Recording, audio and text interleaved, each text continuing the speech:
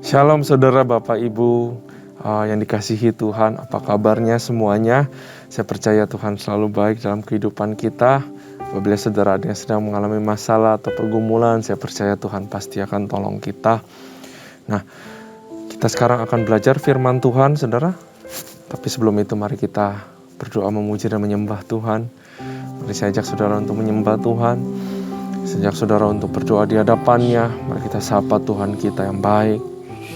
Terima kasih Tuhan, kami datang ya Bapa untuk bertemu denganmu ya Tuhan. Yang mau berikan syukur bagimu dan puja bagimu. Yang mau bertemu Kau Tuhan, kami butuh hadirat-Mu Bapa.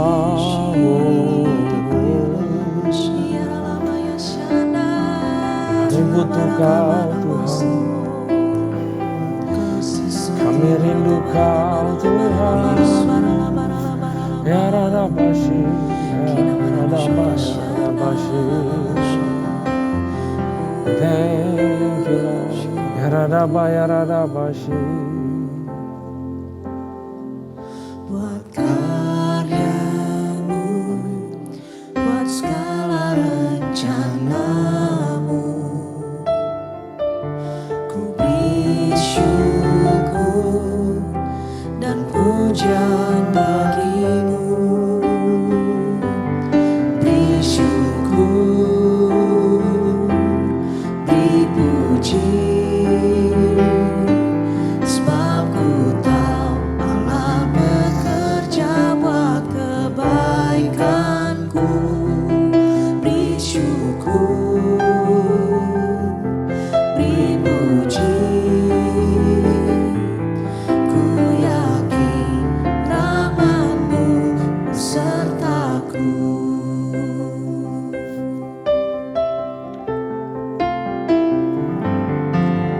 Buat karyamu, buat segala rencanamu, ku beri syukur dan pujian bagimu. Beri syukur,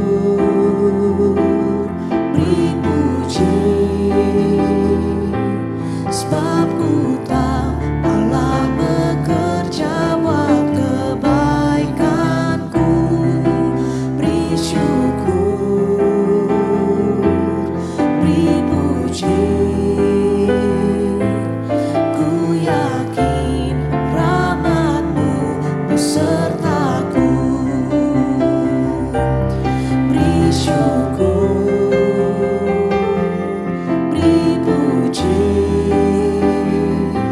sebab ku tahu Allah bekerja buat kebaikanku.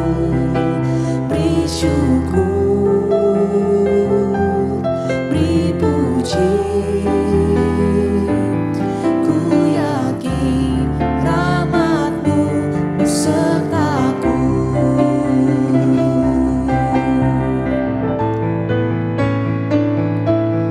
Beri syukur, beri puji,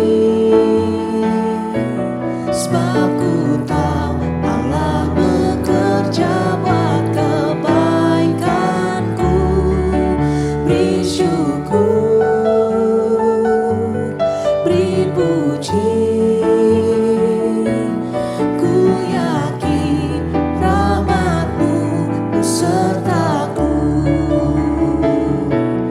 Ku yakin rahmat-Mu besertaku.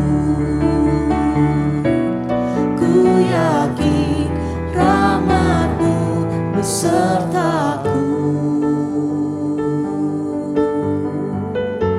Engkau beserta kami, Kau beserta kami. Rahmat-Mu Tuhan Kebaikan-Mu Yesus. Bapa, terima kasih, terima kasih Tuhan. Yarada Basi, Yarada Basi. Thank you.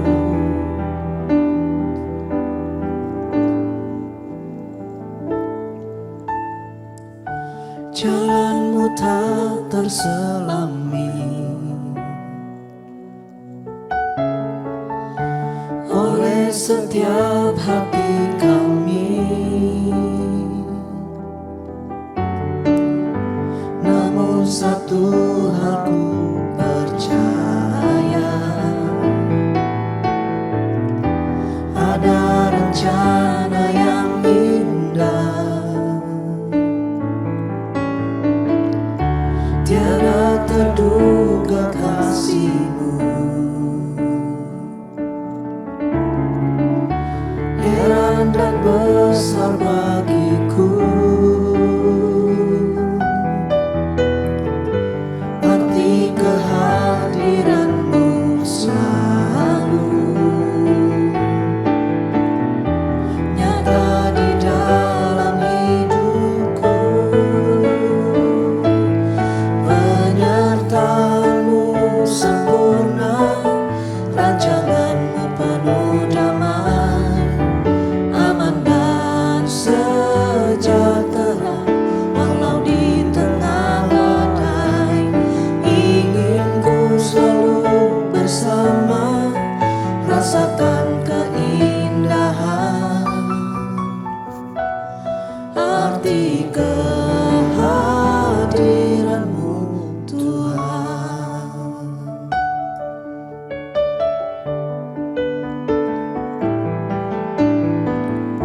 Jalan-Mu tak terselami oleh setiap hati kami, namun satu hal ku percaya, ada rencana yang indah. Tiada terduga kasih-Mu, heran dan besar bagiku, arti kehadiran-Mu selalu nyata di dalam hidupku. Penyertaan-Mu sempurna, rancangan-Mu penuh damai, aman dan sejahtera. Walau di tengah badai, ingin ku selalu bersama, rasakan keindahan hati kehadiran-Mu, Tuhan. Penyertaan-Mu sempurna, rancangan-Mu penuh damai, aman dan sejahtera. Walau di tengah badai, ingin ku selalu bersama, rasakan keindahan hati kehadiran-Mu, Tuhan. Hati kehadiran-Mu, Tuhan. Hati kehadiran-Mu, Tuhan.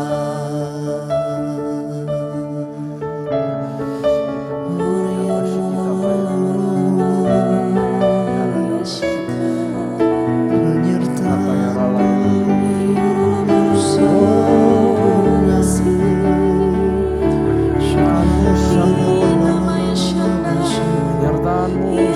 ada, Tuhan.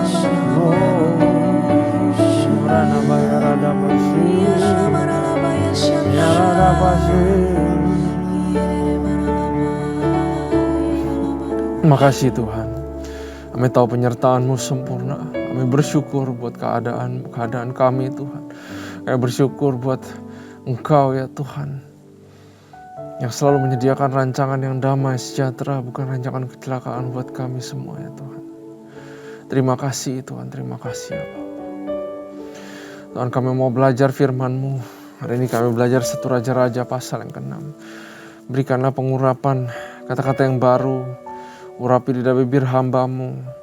Lindungi hamba-Mu di balik salib-Mu Tuhan. Berkati para pendengar yang ikutin program ini ya Tuhan, supaya beroleh berkat ya Tuhan. Beroleh firman-Mu ya Tuhan. Dan mengalami perubahan paradigma Tuhan. Dan mengalami perubahan kehidupan ya Bapa. Terima kasih Tuhan. Hanya di dalam nama Tuhan Yesus. Haleluya. Amin. Shalom saudara. Nah, mari kita buka firman Tuhan kali ini di Raja-Raja, 1 Raja-Raja. Mari kita buka 1 Raja-Raja pasal yang ke-6. 1 Raja-Raja pasal yang ke-6 dengan perikop Salomo mendirikan bait suci. Nah, saudara tahu bait suci adalah bait suci yang sangat mewah, yang bait suci yang sangat besar dan megah sekali ya, saudara. Banyak gereja zaman now sudah mengikuti konsep-konsep seperti itu, saudara. Gerejanya gede-gede, besar semua, mewah. Tahukah saudara, fasilitas di dalam gereja itu sangat mahal sekali. Ya, saya kalau ke gereja, saudara, saya bersyukur saya berada di gereja yang fasilitasnya sangat lengkap, saudara. Tuhan berkati gereja ini, CK7, saya benar-benar rasakan hadirat Tuhan di gereja ini. Kalau saya lihat fasilitasnya luar biasa, saudara. Kalau saya lihat gereja lain juga fasilitasnya luar biasa. Tapi kita akan lihat, Tuhan lihat fasilitasnya luar biasa apa enggak. Ya, mari kita baca dari ayat 1. Dan terjadilah pada tahun ke-480 sesudah orang Israel keluar dari tanah Mesir. 480 tahun, saudara. Baru akhirnya Tuhan itu didirikan bait suci yang proper ya. Menurut ukuran manusia loh. Menurut mata manusia proper. Tapi bait sucinya Tuhan itu propernya apa enggak, itu Tuhan yang tentukan. Hadiratnya mau diam di mana, mau memberkati apa, itu gak bisa didikte sama manusia. Manusia cuma bisa lihat, this is udah the best. Tapi Tuhanlah yang menjadi juru kemudi atas hadiratnya sendiri, bukan? Ya, bait suci luar biasa. Tapi saya mau bilang di awal ini, tubuh kita dianggap Tuhan lebih luar biasa. Karena itu Dia rela tinggal di dalam kita untuk mengubahkan kita menjadi sesuatu yang lebih indah daripada bait suci. Saudara harus ingat ini, bahwa kalau kita baca tentang bait suci ini di dalam kita. Karena kita orang-orang yang sekarang sudah ya, ada di perjanjian baru, saudara. Nah, mari kita baca. 480 tahun sudah orang Israel keluar dari tanah Mesir. Pada tahun ke-4 sudah Salomo menjadi raja atas Israel. Dan dalam bulan Ziu, yakni bulan yang kedua, maka Salomo mulai mendirikan rumah bagi Tuhan. Nah, jadi konstruksi sudah dimulai, saudara. Rumah yang didirikan Raja Salomo bagi Tuhan itu 60 hasta panjangnya, 20 hasta lebarnya, dan 30 hasta tingginya. Balai di sebelah ruang besar rumah itu 20 hasta panjangnya, menurut lebar rumah itu 10 hasta lebarnya ke sebelah depan rumah itu. Dibuatlah juga rumah itu jendela-jendela yang rapat bidainya.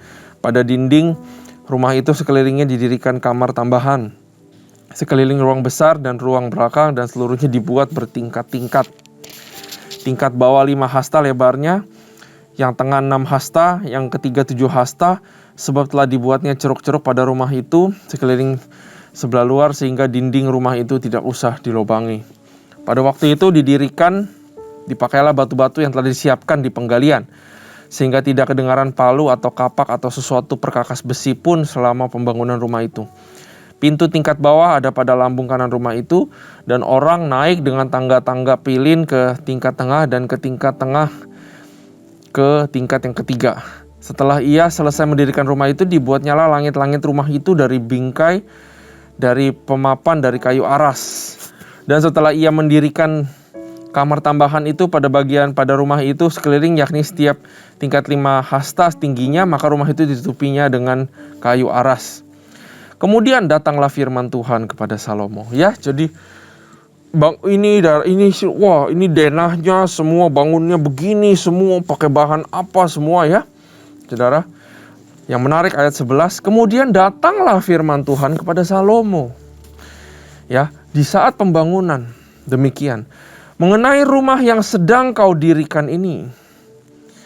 Jika kau hidup menurut segala ketetapanku dan melakukan segala peraturanku dan tetap mengikuti segala perintahku dan tidak menyimpang daripadanya, maka aku akan menepati janjiku kepadamu yang telah kufirmankan kepada Daud ayahmu, yakni bahwa aku akan diam di tengah-tengah orang Israel dan tidak hendak meninggalkan umatku Israel.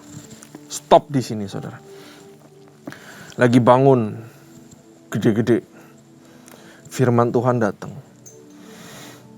Ya, bayangkan saudara, gak disebut tentang rumahnya sama sekali. Dia bilang, kan kamu lagi bikin rumah, tapi bukan rumahnya aku lihat, kata Tuhan, tapi kamunya yang mengadakan proyek besar ini.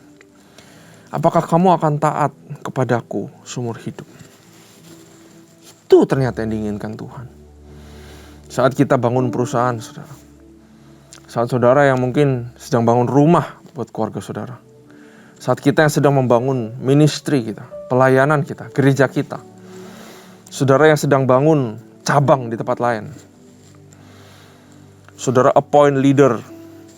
Saudara taruh manager. Ya. Saudara taruh, kalau gereja namanya PLT ya. Saudara taruh PLT, gembala, wagem. Wah, keren gedungnya, fasilitasnya bagus, lengkap. Tapi pertanyaan Tuhan dari dulu sampai sekarang selalu sama. Apakah orang-orang yang bekerja membangun ini, apakah orang-orang yang akan tinggal nanti di rumah itu, yang akan melayani? Apakah engkau si kepala keluarga yang bangun rumah ini? Apakah engkau si ibu keluarga ini? Apakah kalian semua akan tetap takut akan firman-Ku dan hidupnya gak menyimpang ke kiri ke kanan? Karena daripada kalau kamu menyimpang kiri kanan, lebih baik kamu gak usah berbuat sesuatu apapun buat aku, kata Tuhan. This is very deep. Sama persis yang Samuel katakan kepada Saul, saya teringat. Bukan persembahannya, tapi hatinya daripada orang yang memberikan persembahan itulah yang dilihat daripada Tuhan. Tuhan gak peduli mewahnya, saudara. Acara ini, acara itu, panggil artis, panggil orang terkenal. Di dalam sebuah pernikahan, saudara, saudara panggil pejabat. Harus pendeta itu yang berkati anak saya. Bukan megahnya, bukan fanciness-nya. Tapi adakah Tuhan mencari orang-orang yang hatinya mau serius sama Tuhan? Mentaati firman-Nya. Ya, esensi daripada diamnya Tuhan di dalam kehidupan kita. Bukan luarnya, tapi dalamnya. Kenapa Tuhan mau hadir di dalam kehidupanmu? Kenapa Tuhan mau hadir di dalam keluargamu? Kenapa Tuhan mau hadir dalam pekerjaanmu? Bukan karena pekerjaannya hebat. Bukan karena pekerjaannya kasih perpuluhan yang besar. Bukan karena rumah keluargamu besar. Salah satu alasan kenapa Tuhan mau hadir di dalam kehidupan kita, ya, supaya kita menjadi taat 100% sama Tuhan. Itu hatinya Tuhan. Bukan mega projectnya, ya, tapi proyek ketaatannya lah yang menjadi sesuatu yang berharga di hadapan Tuhan. Ya, ini adalah hatinya Tuhan, saudara. Nah, mari kita lanjut baca ayat 14. Setelah Salomo selesai mendirikan rumah itu, ia melapisi dinding rumah itu dari dalam dengan papan kayu aras, dari lantai sampai ke balok langit-langit dilapisinya dengan kayu aras. Tetapi lantai rumah itu dilapisinya dengan papan kayu sanobar. Kemudian disekatnya lah 20 hasta bagian belakang rumah itu dengan papan kayu aras. Dari lantai sampai ke balok-balok, lalu dibuatnya lah ruang itu menjadi ruang belakang, menjadi tempat maha kudus. Dan 40 hasta panjangnya ruang yang di depan ruang belakang ini, yakni ruang yang besar. Kayu aras sebelah dalam rumah itu berukiran buah labu dan bunga mengembang. Semuanya ditutupi kayu aras. Tidak ada batu kelihatan. Demikianlah dilengkapinya ruang belakang di dalam rumah itu di sebelah dalam sekali supaya di sana ditaruh tabut perjanjian Tuhan. Ruang belakang itu 20 hasta panjangnya dan 20 hasta lebarnya dan 20 hasta tingginya. Ia melapisinya dengan emas kertas, lalu ia membuat mesbah dari kayu aras di depannya. Sesudah Salomo melapisi rumah itu dari dalam dengan emas kertas, direntangkannya lah tabir pada rantai-rantai emas yang di depan ruang belakang itu, lalu ruang itu dilapisinya dengan emas. Seluruh rumah itu dilapisinya dengan emas. Wah, bling-bling ya. Semuanya saudara. Ya, rumah itu seluruhnya juga seluruh mesbah di depan ruang belakang itu dilapisinya dengan emas. Wow banget. Tapi yang bikin wow Tuhan bukan emasnya saudara, tapi apabila hatinya Salomo tetap emas sampai pada akhirnya. Selanjutnya di dalam ruang belakang itu dibuatnya 2 kerub dari kayu minyak, masing-masing 10 hasta tingginya. Sayap yang satu dari kerub itu 5 hasta panjangnya, dan sayap yang lain juga 5 hasta, sehingga dari ujung sayap yang satu sampai ke ujung sayap yang lain 10 hasta panjangnya. Juga kerub yang 20 yang kedua adalah 10 hasta panjangnya. Dan kedua kerub itu sama ukuran dan sama potongan badannya. Bayangin saudara, betapa skillfulnya bisa bikin patung yang sama persis. Panjangnya semuanya saudara. Karena ini nggak pakai mesin.